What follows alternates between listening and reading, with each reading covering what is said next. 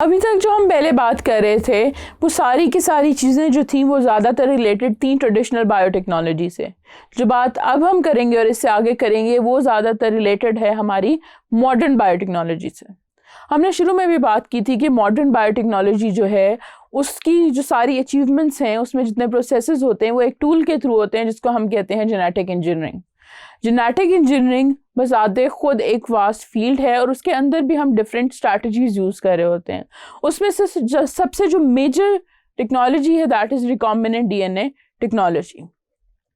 हम genetic engineering और recombinant DNA technology का जो वर्ड है वो एट टाइम सिनोनिमसली यूज़ कर लेते हैं या अल्टरनेटिवली यूज़ करते हैं कि हम दोनों को एक दूसरे से इक्वेट कर सकते हैं in a lot of instances.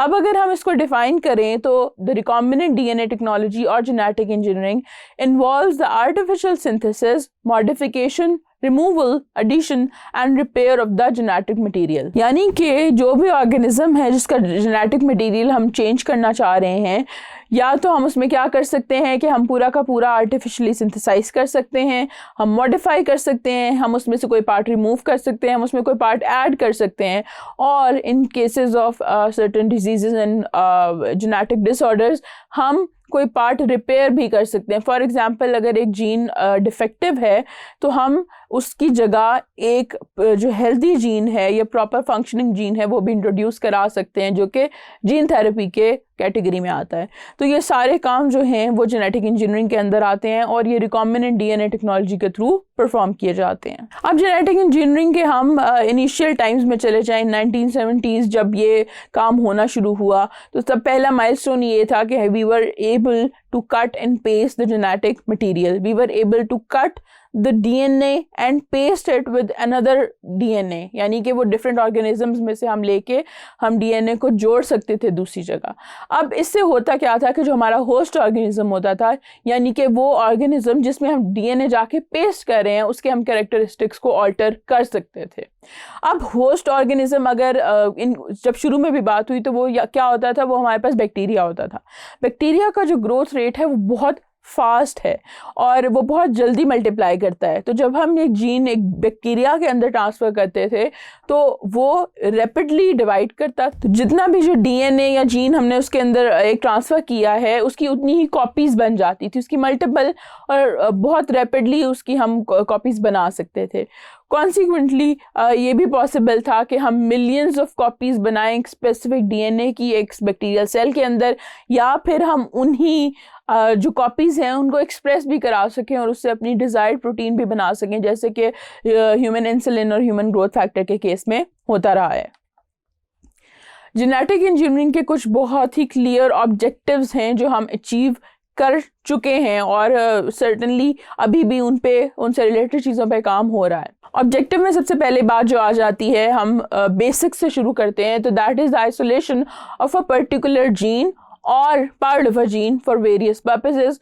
Various purposes क्या हो सकते हैं, हम उसमें से एक बहुत बड़ा पर्पस है जीन थेरेपी, कि हम एक जीन का फ्रेगमेंट लें, उसको कहीं और पेस्ट करें, हम रीमॉडल कर सकें उस प्रोटीन को जो वो जीन बनाएगा, या हम उसकी प्रोडक्शन को इन्हांस कर सकें अगर नहीं हो रही थी, और अगर वो जीन अपनी जो कैपेसिटी से ज़्यादा प्रोडक्ट बना रहा था जिसकी वजह से वो डिजीज़ हो रही थी, हम उसका जो है उसको ख़त्म भी कर सकें। तो हम क्या कर सकते हैं कि हम एक जीन ऐड भी कर सकते हैं और हम वहाँ से वो रिमूव भी कर सकते हैं, उसको हम नॉकआउट कहते हैं, तो वो हम जीन वहाँ से निकाल भी सकते हैं। तो ये जीन थेरेपी के लिए और इसके अलावा प्रोटीन की आर्टिफिशियल सिंथेसिस के लिए भी हमें रिक्वायर्ड होता है आइसोलेट करना किसी भी पर्टिकुलर डीएनए फ्रेगमेंट को। दूसरा जो ऑब्जेक्टिव है that is the production of particular RNA and protein molecules. तो वो भी यही है कि हम जैसे जैसे हमें नई प्रोटीन्स की जरूरत पड़ेगी we will turn to genetic engineering कि हम वो बना सकें सिंथेटिकली, और वो बनाने के लिए हमें आरएनए बनाने की भी ज़रूरत पड़ती है। उसके अलावा आरएनए की कुछ हमारे पास ड्रग डिलीवरी और टारगेटेड ड्रग डिलीवरी में भी एप्लीकेशंस हैं, तो इसलिए भी हमें ये चीज़ें चाहिए होती हैं। देन एक और जो हमारा ऑब्जेक्टिव है that is the improvement in the production of enzymes, drugs और कमर्शियली इंपॉर्टेंट ऑर्गेनिक केमिकल्स, कि हम किस तरह से जो ये सारे इंडस्ट्रियल प्रोसेसेस हैं इनको इन्हांस कर सकते हैं, हम किस तरह से ऐसे एंजाइम्स बना सकते हैं जो कि इन प्रोसेसेस को इन्हांस करें, या तो इनको स्पीड अप कर दें, या इनकी यील्ड बढ़ा दें, या इनका ओवरऑल जो एक टाइम है उसको रिड्यूस कर सकें। तो ये भी एक हमारा ऑब्जेक्टिव है। उसके अलावा हम production of varieties of plants की बात करते हैं कि, और वो वाले प्लांट्स जिनके पास हमारी डिज़ायरेबल कैरेक्टरिस्टिक्स हों, या तो उनकी यील्ड बहुत अच्छी हो, या वो कोई ख़ास न्यूट्रिटिव वैल्यू उनकी बढ़ जाए, या वो हमारा कोई रिक्वायर्ड प्रोटीन बना रहे हो। तो ये सारी चीज़ें अचीव करना भी एक ऑब्जेक्टिव है जेनेटिक इंजीनियरिंग का। और उसके अलावा जो सबसे एक मेजर हमारे पास एक चैलेंज है, that is the treatment of genetic defects in higher organisms. यानी हम बात कर रहे हैं इस टाइम इंसानों की कि हम उनमें जेनेटिक डिफेक्ट्स जो कि इनक्योरेबल हैं, हम सिर्फ उनको ट्रीट करते हैं, हम उनको मेंटेन करते हैं, हम उनके सिम्टम्स को ट्रीट करते हैं, but we are unable to treat, we are unable to cure genetic defects. और उन जेनेटिक इफेक्ट्स को क्योर करना जो है वो जीन थेरेपी का एक बहुत ज़्यादा बड़ा ऑब्जेक्टिव है। इनडायरेक्टली जेनेटिक इंजीनियरिंग का वो एक मेजर ऑब्जेक्टिव है।